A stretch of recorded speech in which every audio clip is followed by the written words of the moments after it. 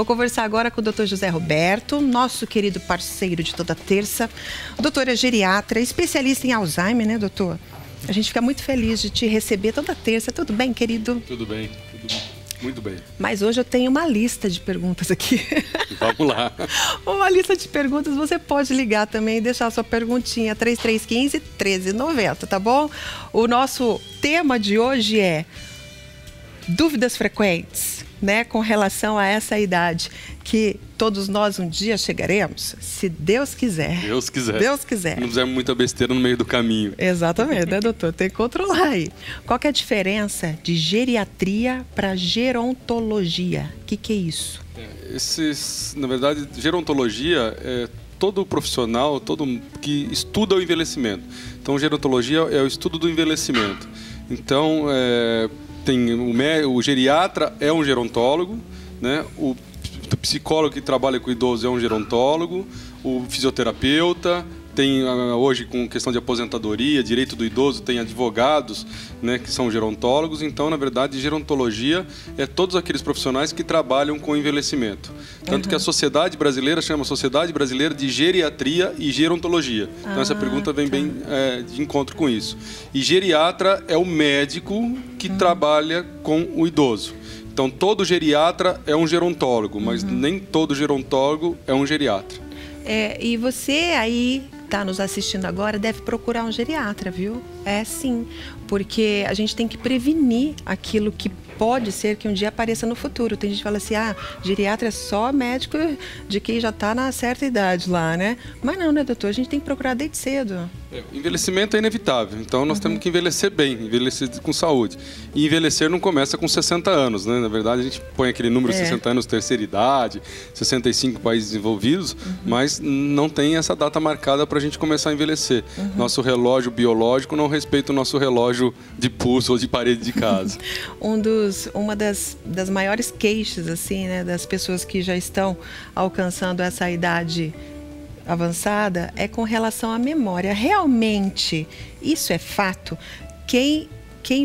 À medida que a gente vai envelhecendo, a gente vai perdendo a memória? Ou não? Isso é mito? Nós temos que entender, nós temos um prejuízo de memória, mas não o ponto, vamos chamar de perder a memória. Então, ter um comprometimento importante de memória, isso é doença. Normalmente, uma doença de Alzheimer. Existem outros tipos de demência, mas a principal ainda é a doença de Alzheimer.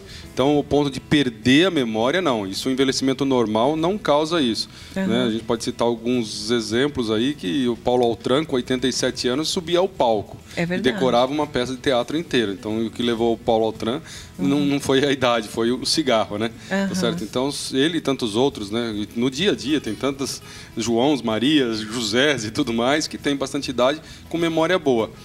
Existe uma alteração de gravar um pouquinho, mas não de perder a memória. Perder a memória, vamos chamar assim, é doença. Então, um leve esquecimento seria normal, mas não perder a memória. Esquecer, ter mais dificuldade um pouco de guardar as coisas, isso, o aprendizado é normal, mas não ao ponto de comprometer a vida do indivíduo. O dia a dia não é comprometido com o envelhecimento da memória.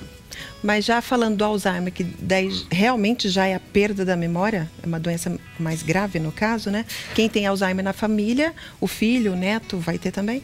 Não obrigatoriamente, Lu. Nós temos dois comportamentos na doença de Alzheimer.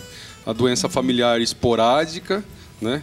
E a doença de Alzheimer familiar mesmo, que normalmente tem um caráter genético muito importante, né? Quando ela tem a questão genética, o peso da genética, é muito menos frequente. A maioria das doenças de Alzheimer não tem esse peso genético tão importante. E quando comete indivíduos mais novos, quando tem a genética mais determinante. Então, são mais afetados na família e afetados mais cedo pela doença. Então, na verdade, o envelhecimento, não por si só, não determina pela genética do Alzheimer. Se você tem alguma dúvida, pode ligar também, viu? 3315-1390 é a sua linha direta com a saúde aqui com o Dr. José Roberto, geriatra. Hipotiroidismo. Depois dos 60, vai ter? Não vai ter? Isso é mito? Não é obrigatório ter, em torno de 10% das mulheres tem muito mais hipotireoidismo do que homem, é muito mais frequente em mulheres, mas não é um número tão alto, mas é frequente, a frequência é em torno de 10%. Nós temos que estar sempre preocupado em buscar o hipotireoidismo, né? Um exame, por exemplo, de rotina, é comum no idoso chamado hipotireoidismo subclínico, né? Ele não tem uma clínica muito evidente e as alterações de exames que determinam o diagnóstico. O hipotireoidismo é uma das causas de esquecimento, né? Alteração de frequência cardíaca, metabolismo, aumento de peso. Né? Nós podemos chegar, inclusive, a coma no caso de hipotireoidismo. Nossa. Nós tivemos uma semana retrasada um paciente no hospital universitário em um coma mixedematoso por causa de hipotireoidismo. Essa palavra esclerosada é uma palavra que não me agrada muito bem, sabe? Me soa como um palavrão até. Quando se diz a determinada pessoa é uma pessoa esclerosada e depois, né, dos 60 anos, as pessoas gostam de titular as pessoas assim, né? Aquela pessoa esclerosada. O que significa isso? Todo idoso vai ser esclerosado ou não? Esclerosado é um termo que se utilizava muito para os casos de demência, principalmente Alzheimer. Há muito tempo atrás não se importava muito de chamar de Alzheimer, a gente nem tinha tantos casos. Então era um idoso aqui, outro idoso ali, que conseguia viver bastante, que conseguia ter idade suficiente para ter um quadro de demência, principalmente demência de Alzheimer. Então o gaga, esclerosado, caduco, era tudo a mesma coisa. A gente colocava no saco, chamava tudo isso, tudo a mesma coisa que na verdade é um quadro de demência, principalmente uma demência de Alzheimer.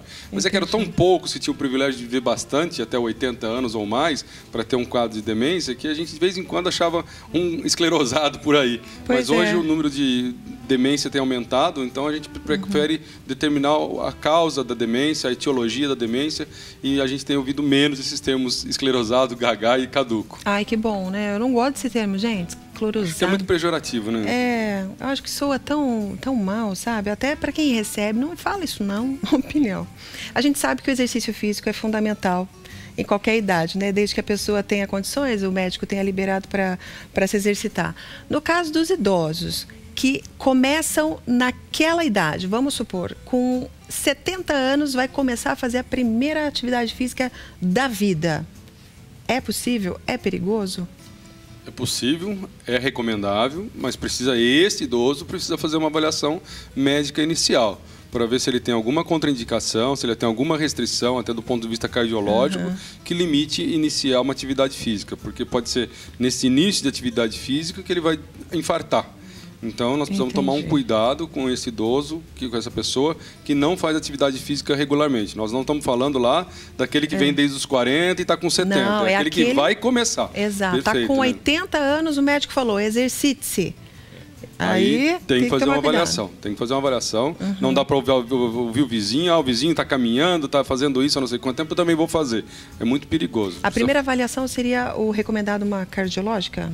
Ou uma avaliação global com geriatra, a gente chama avaliação global ampla, ou com um cardiologista. Mas ele tem que fazer uma avaliação médica, né, até com um clínico, tá certo?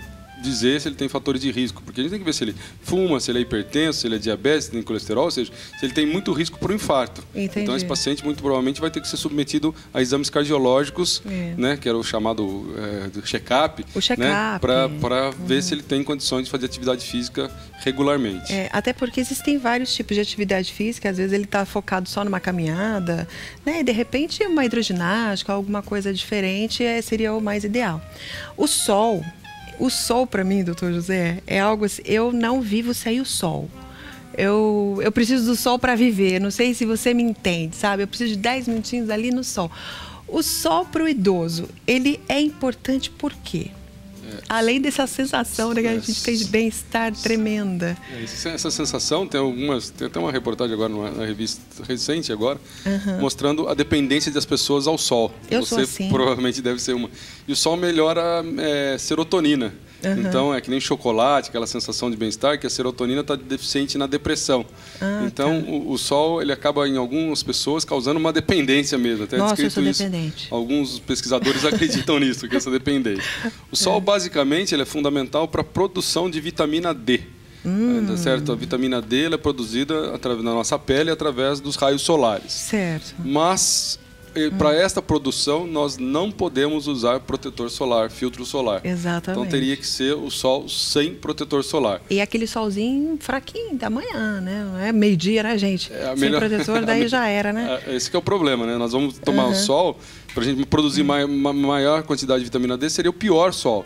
Mas aí nós vamos ficar mais enrugado do que o envelhecimento já nos deixa e com risco de câncer de pele. Então não vale a pena. Esse solzinho da manhã vale a pena. Vale a Quantos pena. minutinhos? 10 minutinhos? Aí esse até as 9h30, 10 horas da manhã, né? A gente pode até ficar exposto a mais tempo, 20 minutos aí.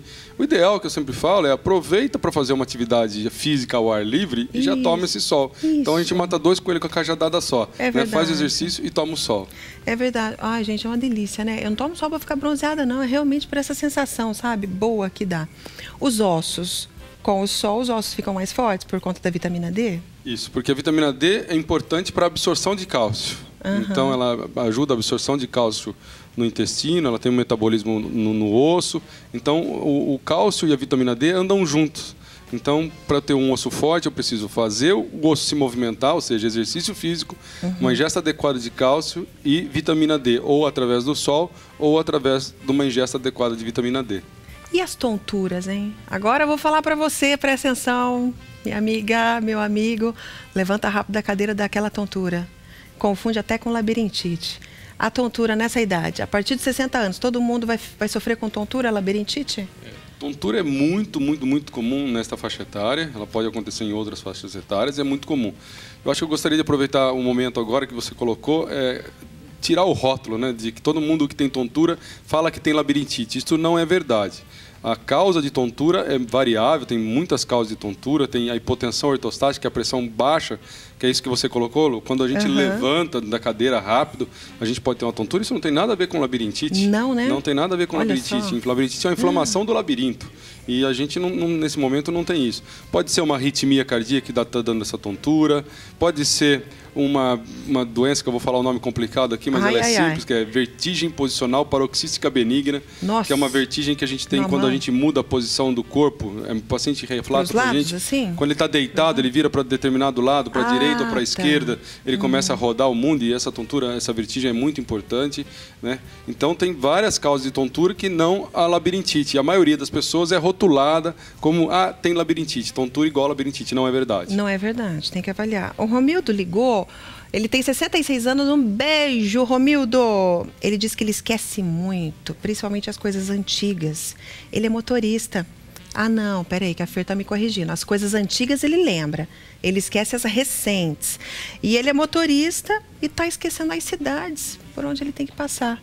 Opa, acendeu bastante a nossa luz vermelha aí, né, para o Romildo. Na verdade, é uma característica da doença de Alzheimer, das demências, é esquecer o fato recente.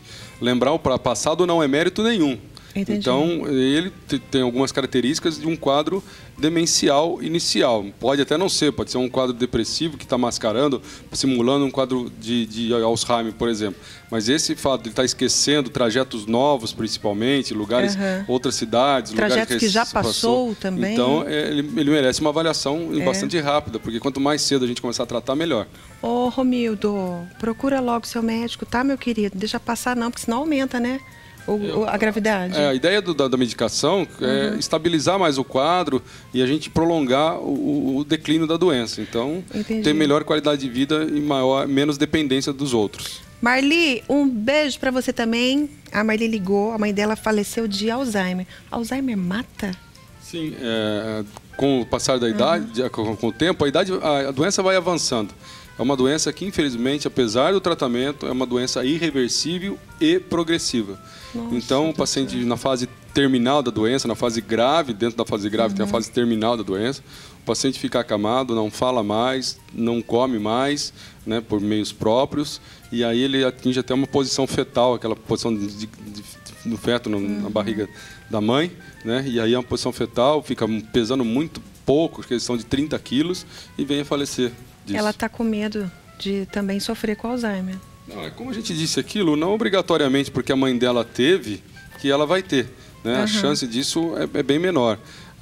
A não ser que tenha outras pessoas já com comprometimento na família que pode ter uma característica de doença. Mas também não adianta sofrer, né? A gente tem que tocar a vida e não vamos ficar pensando se a gente vai ter isso ou aquilo, porque se a gente abrir um livro de medicina, a gente apavora, né? Nossa. O que tem de doença é impressionante, tá certo? Então, vamos viver bem, tentar fazer o nosso papel da melhor forma possível, se alimentando adequadamente, fazendo exercício, não fumando, né? E deixar o destino, se for aparecer alguma doença, correr atrás dela na fase inicial.